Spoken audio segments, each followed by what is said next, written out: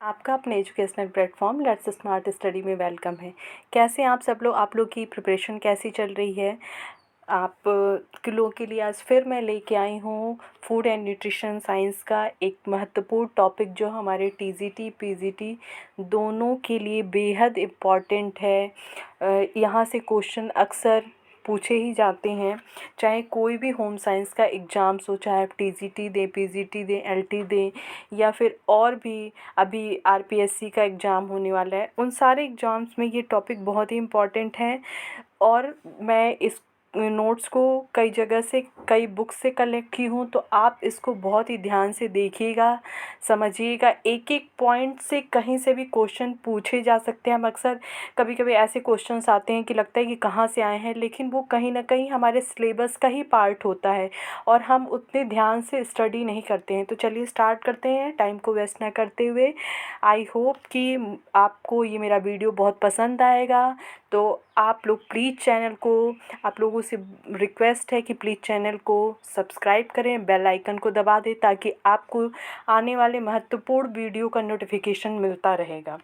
चलिए स्टार्ट करते हैं। फूड प्रिजर्वेशन खाद्य संरक्षण के बारे में ये टॉपिक है जो है यहाँ पे। खाद्य संरक्षण का महत्व जो है ये कब आरंभ हुआ? ये बहुत पहले ही आरंभ हो गया था। तब प्रारंभ हुआ जब विश्व युद्ध के समय क्या होता है कि जो लोग नॉर्मल मैदानी भागों में हैं उन्हें तो बहुत ही ईज़िली फूड वगैरह मिल जाते हैं, हर टाइप की चीज़ें मिल जाती हैं। लेकिन कुछ कुछ हमारे ऐसे पार्ट हैं या फिर कुछ कुछ लोग ऐसी जगहों पे रहते हैं जिन्हें फूड ईज़िली अवेलेबल नहीं हो पाता है। तो देखिए यहाँ पे बताया गया कि खाद्य संरक्षण का महत्व तब आरंभ हुआ जब विश्व युद्ध के समय सैनिकों को पौष्टिक आहार देने के लिए डिब्बाबंद फलों और सब्जियों का इस्तेमाल करना पड़ा। क्योंकि भोजन क्या है, हमारे लिए अनिवार्य एक आवश्यकता है। सबको स्वस्थ रहने के लिए भोजन की आवश्यकता है। तो भोजन स्वस्थ रहने के लिए आवश्यक तो है, लेकिन हमें भोजन कैसा करना है? हमें जो है शुद्ध भोजन करना है, ना कि बैक्टीरिया युक्त या फंगस युक्त जो भोजन है, जो भोजन जो है विषाक्त हो चुका है। तो उनको विषाक्तता से बचाने के लिए जो हम प्रक्रिया करते हैं वही क्या होता है, फूड प्रिजर्वेशन होता है। तो ये खाद्य संरक्षण का महत्व जो है तब आरंभ हुआ जब विश्व युद्ध के समय जो है सैनिकों को पौष्टिक आहार देने के लिए डिब्बाबंद फलों और सब्जियों का इस्तेमाल करना पड़ा। प्रायः जो है अधिक गर्मी के मौसम में आप देखते हैं कि भोजन में बैक्टीरिया तथा अन्य छोटे छोटे जो जीवाणु हैं वे प्रवेश करके भोजन को क्या करते हैं, विषाक्त कर देते हैं। और खाद्य पदार्थ को संरक्षण करने की अनेक विधियों का उपयोग करके हम भोजन को कुछ समय के लिए संरक्षित रख सकते हैं। तो अभी जो सीज़न चल रहा है, ये जो टाइम है, बरसात का मौसम है, इस समय बैक्टीरिया बहुत ही तेज़ी से फैलते हैं। क्योंकि उन्हें क्या है ना कि नम और गर्म वातावरण में वो जो है बहुत जल्दी सक्रिय हो जाते हैं। क्योंकि फूड में जो एंजाइम्स होता है वो एक्टिव हो जाता है और वो खुद ही जो है केमिकल रिएक्शन करके फूड जो है ख़राब हो जाता है। तो इन्हें संरक्षण करने की बहुत ही विशेष आवश्यकता पड़ती है। फूड को हम संरक्षण इसलिए भी करते हैं क्योंकि फूड जो है ख़राब हो जाएंगे अगर जल्दी, तो हम जो है फिर उसे कंज्यूम करने लायक वो नहीं रह जाता है। नेक्स्ट देख लेते हैं। खाद्य संरक्षण की विधियों के द्वारा अतिरिक्त भोजन को एक स्थान से दूसरे स्थान पर भेजकर उपयोग में लाया जा सकता है। आप देखते हैं कि हर जगह हर चीज़ नहीं होती है। जैसे कि कश्मीर में सेब होते हैं, या फिर कहीं स्पेशल जगह कोई आम होता है, कोई स्पेशल आम होता है। जैसे नागपुर में संतरे होते हैं, बिहार में लीची होता है। ये सारी चीज़ें जो हैं कुछ स्पेशल जगहों पे ही कुछ स्पेशल टाइप की जो चीज़ें होती हैं उनको क्या करते हैं हम एक स्थान से दूसरे स्थान पे पहुंचाने के लिए क्या करना पड़ता है, फूड प्रिजर्वेशन। क्योंकि भाई वो लॉन्ग टाइम तक अगर रहेगा, लॉन्ग टाइम तक हम उसको अगर बिना प्रिजर्वेटिव के रखेंगे तो वो ख़राब हो जाएगा। तो हमें फूड प्रिजर्वेशन की आवश्यकता पड़ती है। ये फर्स्ट जो है ये भी एक कारण है कि भाई अगर हम बहुत ज़्यादा पता चलता है कि जब बहुत ज़्यादा उत्पादन भी हो जाता है, पता कोई कोई फसल का जब फसल का सीज़न होता है तो पता चलता है कि बहुत ज़्यादा हमारी कंट्री में उत्पादन हो गया, तो हम उसको क्या करेंगे? अब हमारे कंजप्शन से जब एक्स्ट्रा है वो चीज़ तो हम उसको स्टोर करेंगे। तो फूड प्रिजर्वेशन की कई कारणों से आवश्यकता पड़ी। नेक्स्ट देख लेते हैं, डिफिनीशन ऑफ फूड प्रिजर्वेशन। भोज्य पदार्थों को क्या है, मूल आकार जो उनका स्ट्रक्चर है और उनका जो किस्म है, उनका जो रूप है, उसमें परिवर्तित किए बिना जो है उनके पोषण मूल्य को मतलब सेम रखते हुए, ऐसा ना हो कि हम प्रिजर्वेशन के चक्कर में उसका सारा न्यूट्रिएंट्स ही ख़त्म कर दे रहे हैं। हमें फूड प्रिजर्वेशन को तो करना है लेकिन हमें उनके न्यूट्रिएंट्स को भी ध्यान में रखना है। ऐसा नहीं है कि हम फूड प्रिजर्वेशन के चक्कर में इतने केमिकल्स उसमें डाल दें कि जो है वो हमारे लिए साइड इफ़ेक्ट का कारण बन जाए। तो रखते हुए बिना विकृत हुए दीर्घकाल तक सुरक्षित रखने की विधियां जो है वो खाद्य संरक्षण कहलाती हैं। या फिर भोजन में जो टेक्निक है उसमें क्या करते हैं, हम उसको सूक्ष्म जीवाणुओं, फफूंदी, बैक्टीरिया, कीड़े मकोड़े, चूहे, एंजाइम और स्वतः जो उसमें ऑक्सीकरण होता है, इन सारी प्रक्रियाओं को रोकने का जो काम करते हैं वही क्या है, खाद्य संरक्षण है। यानी कि हम हर तरीके से उसको जो है अपने फूड को जो है कीड़े मकोड़े, मक्खी, मछली, कुछ भी छिपकली, किसी भी चीज़ से हम बचाने के लिए अपने फूड को जो प्रिजर्व करते हैं वो फूड प्रिजर्वेशन है। उसमें उसके जो है ऑक्सीडेशन की प्रक्रिया को भी कंट्रोल करते हैं। नेक्स्ट देख लेते हैं, इम्पोर्टेंस ऑफ फूड प्रिजर्वेशन। हमें ज़रूरत क्यों पड़ी, हमें फूड प्रिजर्वेशन की ज़रूरत क्यों पड़ी?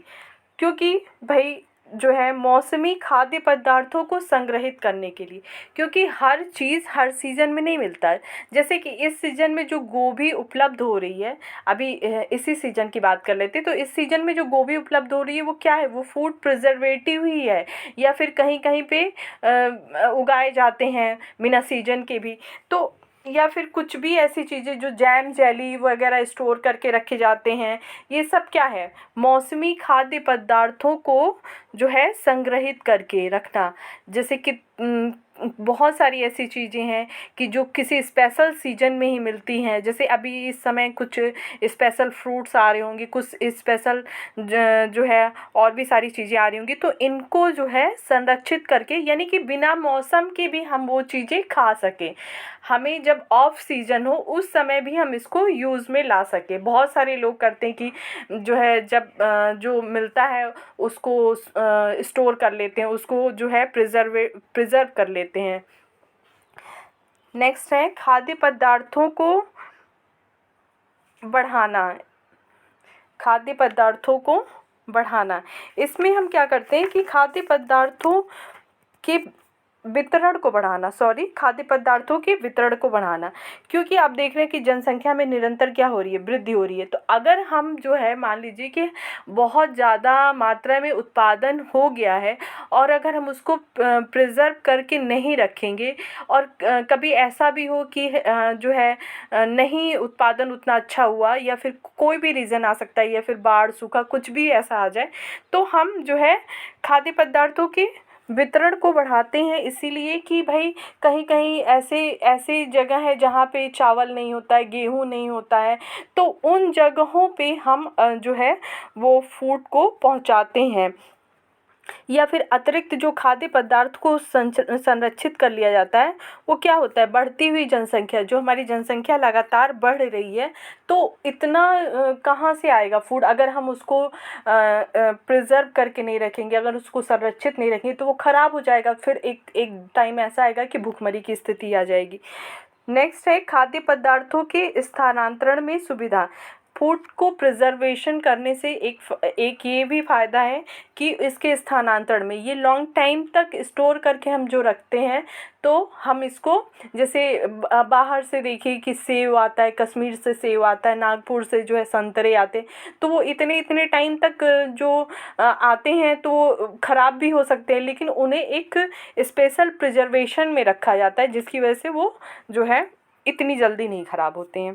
खाद्य पदार्थों को अधिक समय तक सुरक्षित रखना, ये भी इसका एक रीज़न है कि हम उसको लॉन्ग टाइम तक इस्तेमाल में ला सकें और बिना मतलब ख़राब हुए हैं उससे पहले ही हम उसको कंज्यूम कर सकें। आहार में विभिन्नता लाना, जब क्या होगा कि आहार में खाद्य जो संरक्षित करके रखे रहेंगे हम, जैसे मान लीजिए कि मुरब्बा है, जैम, जेली है, तो इससे क्या होगा, हमारे फूड में एक वैरायटी आएगी। फिर हमारी धन की बचत भी होगी। अगर हम उसको स्टोर करके प्रिजर्वेटिव करके रखते हैं तो वो ख़राब नहीं होगा, तो हम उसको आगे भी नेक्स्ट यूज़ कर सकते हैं। फिर है सुख और वैभव की सामग्री, यानी कि जो है आजकल जो बड़ा वर्ग है वो क्या होता है कि वो मतलब पैसे अपना जो है, बहुत जो धनी है वो लोग क्या करते हैं कि वो जैसे कि जो भी प्रिजर्वेटिव फूड है उनको खाते हैं, क्योंकि वो जो है अपना एक स्टैंडर्ड मानते हैं और वो चीज़ें काफ़ी महंगी होती है। जैसे जैम, जेली जो होता है, ये सारी चीज़ें एक मतलब महंगी होती है और वो उसमें क्या होता है, एक सुख और वैभव का जो है मतलब आनंद उनको प्राप्त होता है कि हम महंगी चीज़ें यूज़ कर रहे हैं। नेक्स्ट है कॉजेज़ ऑफ फूड स्पॉइलेज, क्या कारण होता है भोज्य पदार्थों के खराब होने का, क्या कारण होता है। तो यहाँ पे 5 कारण आपको दिखाए गए हैं। पहला है भौतिक परिवर्तन, अगर फूड में भौतिक परिवर्तन हो जाए, भौतिक परिवर्तन जैसे कि उसको हम जो है कहीं से उस पे, जैसे फल वगैरह आते हैं तो उसमें इस जो ट्रांसपोर्टेशन में क्या होता है कि उसमें कहीं दब करके उसमें दाग पड़ जाते हैं, या फिर इस टाइप की जो भी चीज़ें हैं वो भौतिक परिवर्तन के अंतर्गत आती है। या वाष्पीकरण करके जो है किसी पदार्थ का वेट वगैरह कम कर देना, ये सारी चीज़ें हैं। रासायनिक परिवर्तन सेकंड है। थर्ड है सूक्ष्म जैविक परिवर्तन। फोर्थ है प्रकीर्ण द्वारा उत्पन्न परिवर्तन। 5 है कीड़ों के द्वारा उत्पन्न परिवर्तन। तो ये सारे परिवर्तनों के कारण जो है फूड जो है ख़राब हो जाता है, चाहे उसमें भौतिक परिवर्तन हो, रासायनिक परिवर्तन हो, या उसमें जीवाणु या बैक्टीरिया लग जाए, या प्रकीर्ण के द्वारा, या फिर कीड़ों के द्वारा। इन सारी प्रक्रियाओं के द्वारा भोजन खराब हो सकते हैं। तो चलिए देख लेते हैं कि करके सारे पॉइंट्स को। फर्स्ट है भौतिक परिवर्तन। तो देखिए यहाँ पे क्या है, खाद्य पदार्थों में ऑक्सीकरण, ऑक्सीडेशन की जो प्रक्रिया होती है के कारण भौतिक परिवर्तन आता है। इसके रंग रूप में क्या होता है, परिवर्तन आ जाता है। भौतिक परिवर्तन मतलब क्या, जो उसका दिख रहा है, मतलब रंग रूप जो भी बाहरी जो दिख रहा है वो उसमें परिवर्तन आ जाएगा। वाष्पीकरण के द्वारा भार में क्या होता है, कमी आ जाती है। वही जो मैंने बताया कि अभी जैसे कोई चीज़ फल वगैरह में अक्सर देखने, सेब वगैरह में देखिए कि उस पे स्पॉट स्पॉट बन जाते हैं, चित्ती लग जाती है, जो ट्रांसपोर्टेशन में उसमें दब जाते हैं, तो ये सब उसमें भौतिक परिवर्तन है। उससे भी वहाँ से चित्ती लग के वो सेब क्या होता है, ख़राब हो जाता है, सड़ जाता है। नेक्स्ट है रासायनिक परिवर्तन। कार्बोज और प्रोटीन की रासायनिक प्रक्रिया के कारण कई खाद्य पदार्थ काले और भूरे हो जाते हैं। क्या होते हैं, काले और भूरे हो जाते हैं। कार्बोहाइड्रेट और प्रोटीन जो उसमें है उसके कारण जो है कई खाद्य पदार्थ काले और भूरे पड़ जाते हैं। अम्ल डालने पर दूध का प्रोटीन केसीन क्या होता है, जम जाता है। अम्ल डालने पे दूध का प्रोटीन केसीन जम जाएगा। ये सब केमिकल प्रोसेस है। इससे भी खाद्य पदार्थों में जो है चेंजेस आते हैं जिसकी वजह से जो है फूड ख़राब हो जाता है। वो सेल्फ जो है अपना केमिकल रिएक्शन करके वो फूड ख़राब होने लगता है।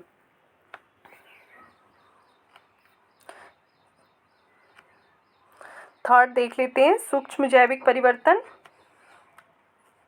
इसमें 2 हैं। फर्स्ट है फफूंद द्वारा, तो फफूंद क्या होते हैं? ये बहुकोशिकी फफूंद जो है बहुकोशिकीय होते हैं। देखिए यहाँ से भी क्वेश्चन बन सकता है। फफूंद क्या होते हैं? बहुकोशिकीय लंबी तार की तरह सूक्ष्मजीवी होते हैं। इन तारों के ऊपरी सिरे पे इन तारों के जो है ऊपरी सिरे पे स्पोरेंजियम में स्पोर्स होते हैं। यानी कि जो इसके ऊपरी सिरे में जो होते हैं ना, स्पोर्स निकले होते हैं, जो हवा द्वारा एक पदार्थ से दूसरे पदार्थ में पहुंचकर नई फफूंद बना देते हैं।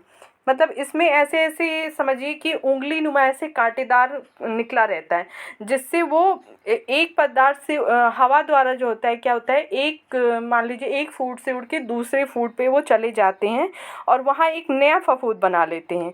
और ये लगभग 25 से 30 डिग्री सेल्सियस तापमान पर बढ़ते हैं। कितने? 25 से 30 डिग्री सेल्सियस तापमान पे ये बढ़ते हैं।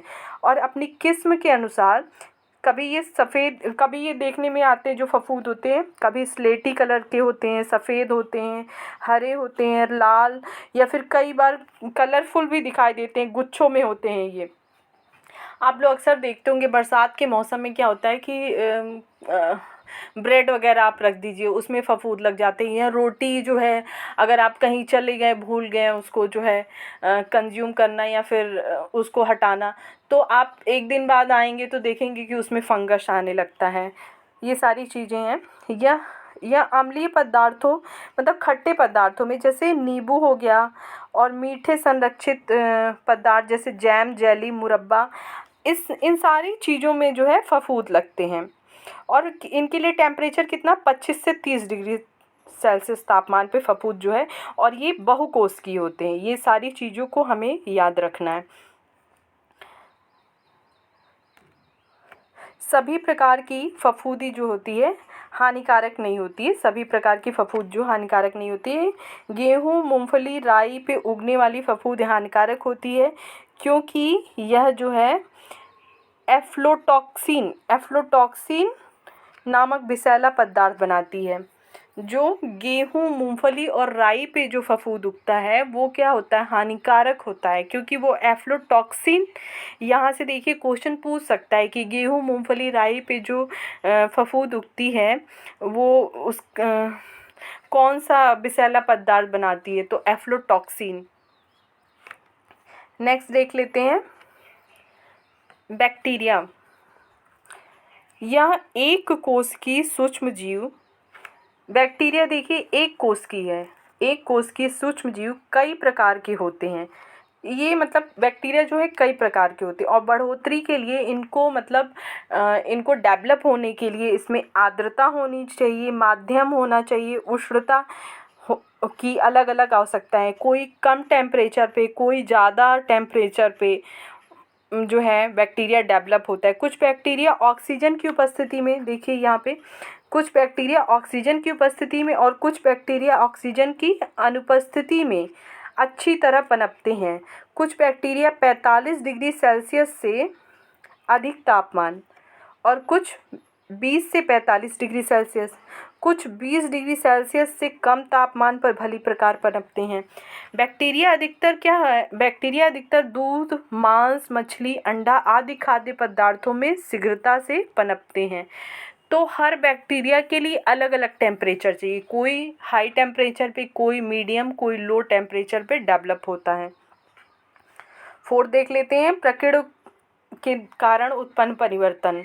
मतलब जो फूड में जो परिवर्तन किन किन कारणों से खराब होता है, उसमें ये चौथा पॉइंट है कि प्रकीर्ण के कारण जो परिवर्तन होता है उसकी वजह से फूड खराब होते हैं। संग्रहित खाद्य पदार्थों में परिवर्तन खाद्य पदार्थों की प्रकीर्ण अथवा खाद्य पदार्थों में पनपने वाले सूक्ष्म जीवाणुओं द्वारा उत्पन्न प्रकीर्ण के कारण होता है।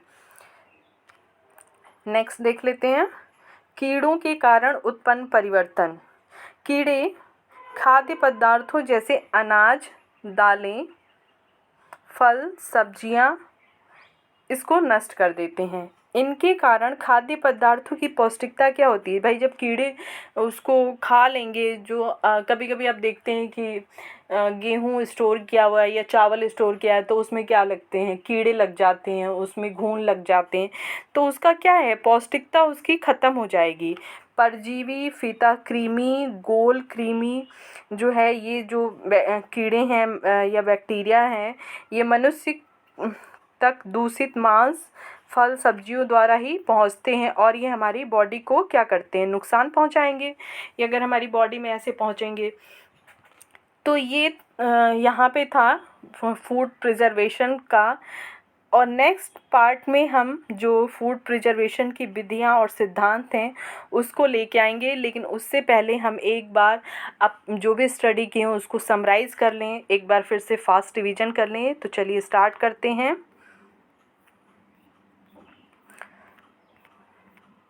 कुछ भी पढ़िए उसको कई बार पढ़िए और रिवीजन करिए, तभी वो चीज़ें याद होंगी। तो फूड प्रिजर्वेशन हमने पढ़ा। तो फूड प्रिजर्वेशन का महत्व कब आरंभ हुआ, जैसे कि जब लोगों को लगा कि जो है कुछ ऐसे जगह हैं जहाँ पे वो चीज़ें नहीं अवेलेबल हैं, तो हम उन्हें क्या करेंगे, प्रिज़र्व करके कुछ टाइम के लिए उसको प्रिज़र्व करके वहाँ पे हम भेज सकते हैं। तो जैसे कि सैनिक लोग जहाँ होते हैं या फिर आर्मी में जो होते हैं या जो है नेवी वगैरह में जो लोग होते हैं, जो समुद्र में जहाज़ में, समुद्र के नीचे जो तलहटी में जो जहाज़ें चलती हैं कि कितने कितने टाइम तक वो पानी के अंदर ही रहते हैं, तो वहाँ पे क्या है, वो उतने टाइम के लिए तो फूड प्रिजर्व करके रखा जाता होगा। तो इन्हीं सारी आवश्यकताओं को देखते हुए फूड प्रिजर्वेशन की आवश्यकता पड़ी। खाद्य संरक्षण का महत्व तब आरंभ हुआ जब विश्व युद्ध के समय सैनिकों को पौष्टिक आहार देने के लिए डिब्बाबंद फलों और सब्जियों की आवश्यकता पड़ी। प्रायः जो है अधिक गर्मी के मौसम में भोजन में बैक्टीरिया और अन्य छोटे छोटे जीवाणु प्रवेश कर भोजन को क्या करते हैं, विषाक्त कर देते हैं। परंतु खाद्य संरक्षण की विधियों का उपयोग करके हम भोजन को कुछ समय तक संग्रहित रख सकते हैं, उन्हें जीवाणुओं और बैक्टीरियों से बचा सकते हैं, क्योंकि हमें स्वस्थ रहने के लिए भोजन की आवश्यकता है। और भोजन की आवश्यकता की पूर्ति तभी हो पाएगी जब हम अपने फूड को अच्छे तरीके से साफ़ सुथरा रखें और जो है अच्छे फूड को कंज्यूम करें, ना कि बासी और कीड़े मकोड़े लगे हुए। तो चलिए स्टार्ट करते हैं आगे। खाद्य संरक्षण की विधियों के द्वारा अतिरिक्त भोजन को एक स्थान से, ये भी एक आवश्यकता थी कि एक स्थान से दूसरे स्थान तक भेजने के लिए। नेक्स्ट देख लेते हैं डेफिनेशन ऑफ फूड प्रिजर्वेशन। तो क्या है, भोज्य पदार्थों की मूल आकार किस्म रूप में परिवर्तित करके या बिना परिवर्तित किए उसकी पोषण मूल्य को यथायथ बनाए हुए बिना विकृत के दीर्घकाल तक सुरक्षित रखने की विधि को ही खाद्य जो है परिरक्षण कहते हैं। यही इसके खाद्य संरक्षण का डेफिनेशन है। या फिर जो है भोज्य परिरक्षण वह तकनीक है या विधि है जो खाद्य पदार्थों को सूक्ष्म जीवाणु, विषाणु, बैक्टीरिया, कीड़े मकोड़े, चूहे, एंजाइम्स या फिर स्वतः ऑक्सीकरण से बचाती है और खाद्य को लंबे समय तक सुरक्षित रूप से संरक्षित रखती है। ये खाद्य संरक्षण की ये डिफिनीशंस है। नेक्स्ट देखते हैं इम्पोर्टेंस ऑफ फूड प्रिजर्वेशन। तो ये सारे पॉइंट्स हैं। मौसमी खाद्य पदार्थों को संग्रहित करना, इसलिए इसकी इम्पोर्टेंस है। खाद्य पदार्थों के वितरण को बढ़ाना, जैसे कि जो भी चीज़ें हमारे पास एक्स्ट्रा हुई, गेहूँ, दाल, चावल, क्या होता है बाहर के जो विदेशी लोग हैं वो हमसे काफ़ी चीज़ें जो है लेते हैं, तो हम उन्हें क्या करते हैं, निर्यात करते हैं। खाद्य पदार्थों के स्थानांतरण में सुविधा, मतलब कोई भी खाद्य हम जो ट्रांसपोर्टेशन द्वारा बाहर भेजते हैं उसमें क्या होता है, आसानी हो जाती है जब हम उसको प्रिजर्व, क्योंकि अगर मान लीजिए वो प्रिजर्व नहीं होगा, हमने उसे भेज दिया और वो वहाँ जा कर के ख़राब हो जाएगा। खाद्य पदार्थों को अधिक समय तक सुरक्षित रखना, ये भी एक इम्पॉर्टेंस है। आहार में विभिन्नता लाना, धन की बचत, सुख और वैभव की सामग्री, अब ये सारे पॉइंट्स मैंने आपको बता दिए हैं। कॉजेज़ ऑफ फूड स्पॉइलेज क्या है, 5 है। भौतिक परिवर्तन, रासायनिक परिवर्तन, सूक्ष्म जैविक परिवर्तन, प्रकीर्ण के कारण उत्पन्न परिवर्तन, कीड़ों के द्वारा उत्पन्न परिवर्तन। इसमें हमने देखा था कि भौतिक परिवर्तन कैसे, जैसे उसमें ऑक्सीकरण की प्रक्रिया के द्वारा जो है उसके रंग रूप में परिवर्तन आ जाता है, वो सारे जो है भौतिक परिवर्तन हैं। और रासायनिक परिवर्तन जो उसमें खुद ही केमिकल जो परिवर्तन होता है, जैसे कार्बोज और प्रोटीन की रासायनिक प्रक्रिया के कारण कई भोज्य पदार्थ क्या होते हैं, काले और भूरे हो जाते हैं। दूध का प्रोटीन जो है जब हम उसमें अम्ल डालते हैं वो क्या होता है, जम जाता है। सूक्ष्म जैविक परिवर्तन जैसे फफूंद है, अगर कोई भी खाद्य पदार्थ जैसे ज़्यादा जो है मतलब अधिक ज़्यादातर जो खाद्य पदार्थ हैं वो क्या होते हैं, नमी से ही खराब होते हैं। नमी और नष्ट होने के कारण जो उसमें एंजाइम्स होते हैं उसके कारण अधिक खराब होते हैं, या फिर अनुपयुक्त वातावरण होने पे जो होता है कि उसमें एंजाइम्स होते हैं वो क्या होते हैं, रासायनिक क्रिया कर लेते हैं। और अधिक गर्म वातावरण नम वातावरण हो तो ये एंजाइम्स को जो होते हैं आपस में ही क्रिया करके फूड को ख़राब कर देते हैं। यह बहुकोशिकीय जो है लंबी तार की तरह सूक्ष्म जीव होते हैं। ये कैसे होते हैं, बहुकोशिकीय होते हैं। इन तारों की ऊपरी सिरे जो है स्पॉन्जियम जो है में स्पोर्स होते हैं जो हवा द्वारा एक स्थान से दूसरे स्थान पे चले जाते हैं और वहाँ एक नया फफूंद बना लेते हैं, और 20 से 30 डिग्री सेल्सियस के तापमान पे ये बढ़ते हैं। और ये अलग अलग कलर्स में होते हैं, स्लेटी होगा, सफ़ेद होगा, हरा होगा, लाल होगा, सतरंगी होगा। और ये ज़्यादातर जो है अम्लीय और मीठे खाद्य पदार्थों पे अधिक पनपते हैं। लेकिन एक पॉइंट और ध्यान रखने वाला है कि गेहूँ, मूंगफली, राई में उगने वाले जो फफूंद होते हैं वो विषैले होते हैं, उस पे एफ्लोटॉक्सिन नामक विषैला पदार्थ बनता है। नेक्स्ट देख लेते हैं बैक्टीरिया। तो बैक्टीरिया एक कोशिकीय होते हैं और सूक्ष्म जीव जो है ये आर्द्रता, माध्यम और उष्णता की अलग अलग इनको आवश्यकताएं होती हैं डेवलप होने के लिए। कुछ को ऑक्सीजन की ज़रूरत होती है, कुछ बिना ऑक्सीजन के ही डेवलप हो जाते हैं, कुछ को 45 डिग्री सेल्सियस की आवश्यकता होती है, कुछ 20 से 45 पे ही डेवलप हो जाते हैं, कुछ 20 से कम तापमान पे भी पनपने लगते हैं।